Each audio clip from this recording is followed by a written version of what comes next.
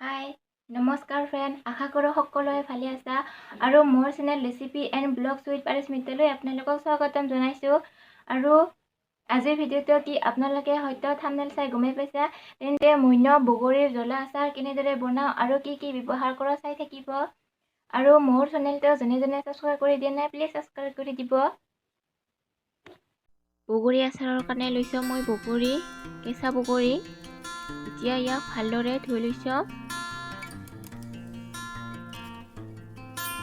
আৰু বগৰীৰ ঠাৰিখিনিও গুচাই লৈছোঁ।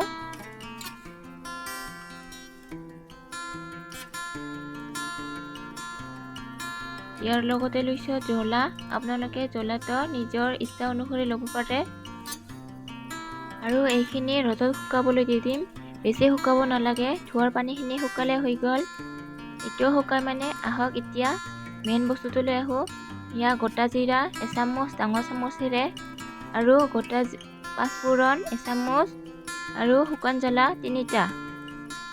ইয়াক আমি এতিয়া ভাজি ল'ম 2 মিনিট মানৰ কাৰণে। এনেদৰে একেৰাহে লৰাই থাকিব আৰু ৰঙচুৱাকৈ ভাজি ল'ব। এয়া ভাজা হৈ গ'ল। আপোনালোকে পটাশিল নাইবা গ্ৰাইণ্ডাৰত গুড়ি কৰি ল'ব। আৰু এয়া শুকাবলৈ দিয়া বগৰীখিনি চোৱা কি ধুনীয়াকৈ পানীখিনি শুকাই গৈছে।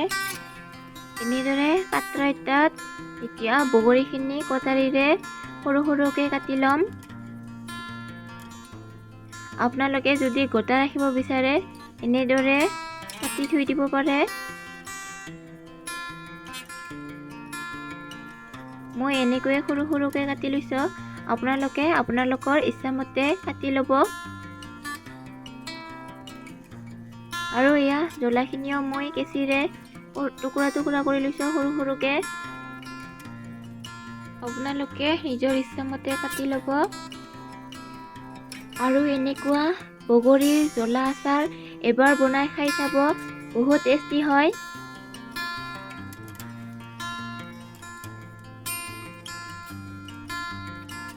এয়া চাওক মোৰ কটা হৈ গ'ল।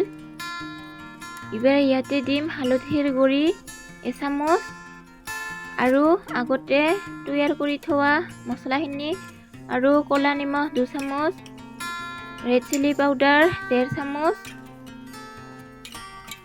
আৰু সদায় ব্যৱহাৰ কৰা নিমখ 2 চামুচ। যিহেতু বগৰীৰ টেঙা আচাৰ হয় সেইকাৰণে মই নিমখ বেছিকৈ দিছোঁ। আৰু এইখিনি ভালদৰে মিক্স কৰি ল'ব। আৰু ইয়াতে দিছোঁ মিঠাতেল আধা কাপমান, যাতে মছলাখিনি বগৰীত ভালদৰে লাগি ধৰে।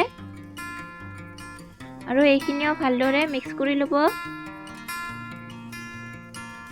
আৰু এতিয়া বগৰীখিনি এনেদৰে কাঁহী এটাত লৈ ল'ম আৰু ভালদৰে মেলি ল'ম। আৰু এইখিনি 1 বা 2টা ৰ'দৰ কাৰণে শুকাই থৈ দিম, বেছি ৰ'দ নালাগে। কেৰাহী এটা লৈছোঁ। এতিয়া কেৰাহীত মই মিঠাতেলখিনি 2 কাপমানৰ জোখৰ দিছোঁ। আপোনালোকে যদি জুপজুৱাকৈ বনায় তেতিয়াহ'লে বেছিকৈ ল'ব পাৰে। আৰু তেলখিনিও গৰম হৈছে। এতিয়া গেছটো বন্ধ কৰি সম্পূৰ্ণৰূপে ঠাণ্ডা হ'বলৈ ৰাখি থৈ দিম। আৰু এয়া চোৱা শুকাবলৈ দিয়া বগৰীখিনি কি সুন্দৰকৈ শুকাই গৈছে। মই 3 দিনৰ কাৰণে ৰ'দত দিছিলোঁ। আৰু এতিয়া বগৰীখিনি এনেদৰে পাত্ৰ এটাত লৈ ল'ম।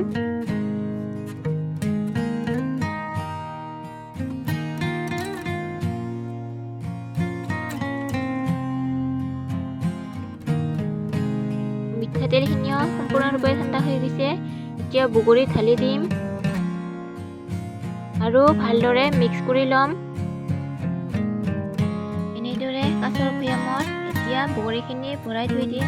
আপোনালোকে আপোনালোকৰ সুবিধা মতে ল'ব পাৰে। মই যোৱা বছৰ কিন্তু প্লাষ্টিকৰ ভৈয়ামতে ভৰাই থৈ দিছিলোঁ, একো বেয়া হোৱা নাছিল। আৰু মই আচাৰত ভিনেগাৰ ব্যৱহাৰ নকৰোঁ, মাজে মাজে ৰ'দত দি থাকিলে ভাল হৈ থাকে। আৰু এয়া চোৱা মোৰ আচাৰ ৰেডি। আপোনালোকে যদি চাই ভাল পাইছে তেতিয়াহ'লে কমেণ্ট কৰিব। আকৌ লগ পাই আছোঁ নেক্সট ভিডিঅ'ত। তেতিয়ালৈকে সুস্থ থাকক, সুখত থাকক।